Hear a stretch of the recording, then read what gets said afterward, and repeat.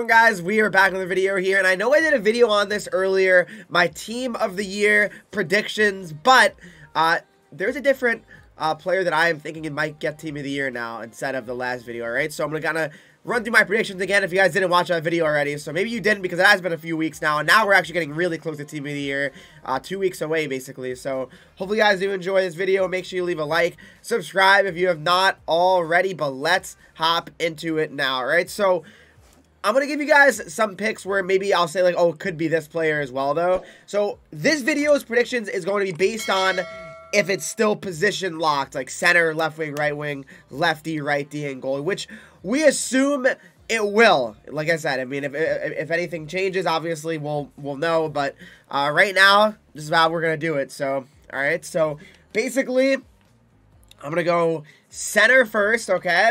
And the center that I believe is going to get team of the year this year is still going to be Auston Matthews. To me, it has to be Auston Matthews. It just does. Matthews would be an unbelievable card, number one. Matthews, his highest overall card is, I guess, a 90 now, right? But I can't see it in the Leafs collection. But 90 overall, Auston Matthews right now. So this, I would imagine Matthews would probably be like a 93, I want to say. 93 Matthews would make sense for team of the year. They don't want to make him too cracked, right? But right now, he has 91 speed with fly the zone. His shot would be probably like, oh my goodness, it would be like 97, 95, 98, 95. That'd be absolutely insane. Again, one more thing before I even keep going further into the cards is, if you guys don't know, team of the year, if you're new to the game or haven't played NHL in a few years, team of the year is legit just 6 players. The 6 best players in the last calendar year, so all of 2022, alright? And basically, these cards, team of the year cards, will go up automatically. So they're like X Factor cards where they go up in overall, but you don't have to upgrade them. They just automatically upgrade throughout the year due to like prime times, team of the weeks, etc. Right? But Matthews would be an unbelievable choice, I feel like. I mean, if it's not him, it's got to be McDavid, no question. The only reason I'm saying it's going to be Matthews is because, yes, Matthews has produced a lot. He really has. He also won the Art Ross. No, sorry, not the Art Ross. Sorry, the Rocket Richard and also the Hart Trophy, right? So that's crazy to win, you know, both of those in the same calendar year. You know what I mean? Like to win that and get that award, that means a lot, and I think that really could be a big impact. Plus, McDavid got one last year, which I'm not sure if that has a huge impact, but I don't know if they're going to go with the same player 2 years in a row for team of the year, you know, at center, which, you know, they really should because, I mean, he does deserve it, but so does Matthews, so that's the issue. All right, let's move on to the next player that I think it's going to be, and it's going to be the left wing, which this is a player that I did not mention in my last video, and I think that will absolutely have a great chance of getting it, and it is going to be Jason Robertson, all right? So Robertson would be a cool card to get it. He has been unbelievable in this calendar year. I believe he's, honestly, he might have the most goals in the last, in this calendar year, which is crazy to think about, but that is actually a real possibility. So he is an unbelievable player, Robertson. Very underrated, I would say. I mean, he is just very solid. So, yeah, no, I would say Robertson definitely has a great chance of being, you know, on this list, on this first team of the year. I mean, he just produces unbelievably. He has 50 points already this year in 35 games, which is crazy. And even last year, he had a very good season. So Robertson makes sense to me. He would be a cool card. 6'3", 200 pounds. I mean, I'd like him. You know, I would definitely like him. I would maybe consider making him. I mean, it's tough. I want to make probably all these team of the year cards, and in the end, I'm going to want to. But, like, will I be able to realistically do that? I don't know. That's the only issue. But Robertson is a very cool card, so yeah, he'd be a good one. Moving on to the next player now, and it's going to be a player that I did say in the last video here, and it's a card that would be awesome, and I think it makes sense due to the fact, you know, he's a Leaf. But the only issue, though, that could be with this is that, again, if they have Matthews, will they have 2 Maple Leaf cards? That's the only concern that I do have. Because, you know, also an MSP, right? So I don't know if it has anything to do with anything. But Marner, 89 overall, 6 foot, 181, righty. He had the point streak this year, too. You know what I mean? Like, he's unbelievable, Marner. He really is. I mean, it would make sense, right? Like, it would make sense for Marner to get it. It's not like he'd be undeserving. So, I mean, Marner, again, so the Robertson, I'd say, would probably be like a 92. Marner would probably be around the same, 92.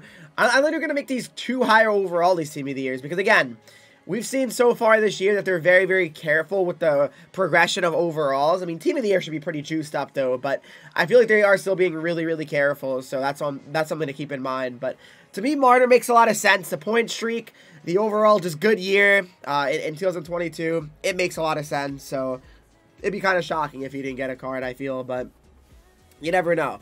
Another possibility would be Kucherov. Kucherov has an unbelievable season as well.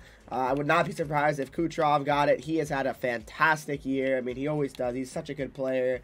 Nikita Kucherov, 89 overall. He'd be an awesome card as well. Has had a Team of the Year before, I believe in NHL 20, but, you know, that's NHL 20, right? Leave it there. But, yeah, no, he's awesome. Now on to the defense here. The defense is still going to be the same as my previous video prediction. I mean, has to be Roman, Josi. I mean, Josi just had so many points last season and really just has been unreal this season as well, Josi. I mean, he is just such a good player. And, you know, you can't ignore his production. I mean, that's one thing. Like, he really is unbelievable. So that's very important. But yeah, Josi 6'1", 201, awesome build as well for a D-man. Josi would be a heck of a card.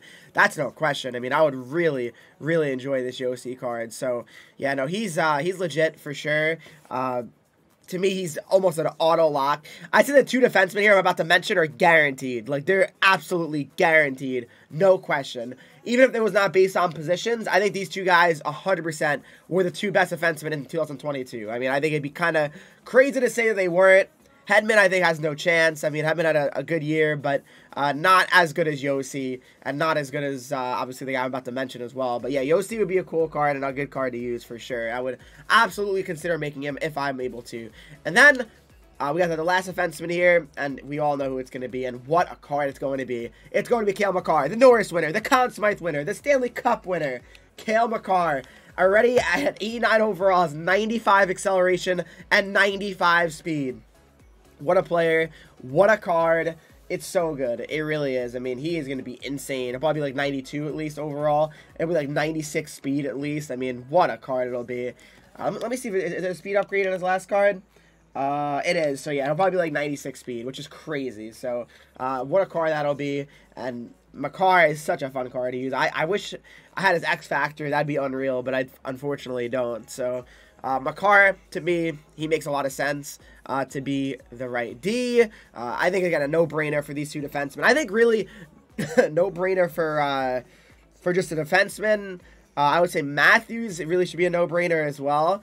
And then, last but not least, the goaltender, which again, I think is really not a question either. Whether, you know, you think he's not having the greatest start of this season, it doesn't matter. His season last year was historic. So, Igor Shesterkin, right now his highest overall is 88, but that is certainly going to change with Team of the Year coming out. He is going to be unreal. So, yeah, no, he's, to me, going to get a Team of the Year, no question about it. I mean, if he doesn't, I'd be in absolute shock. So, there you go. All right. Hopefully you guys did enjoy this video. Let me know who you think is going to get Team of the Year. To me, these are pretty good choices. I'm really curious what you guys think. If you did, make sure you leave a like, subscribe if you have not already. Follow me on Twitch, Henreek, Instagram, Twitter, TikTok, Henreek with 3 E's, and join the Discord to talk to me, followers, and subscribers of the channel. Thanks so much for watching, and Team of the Year is almost here. I'll see you in the next video.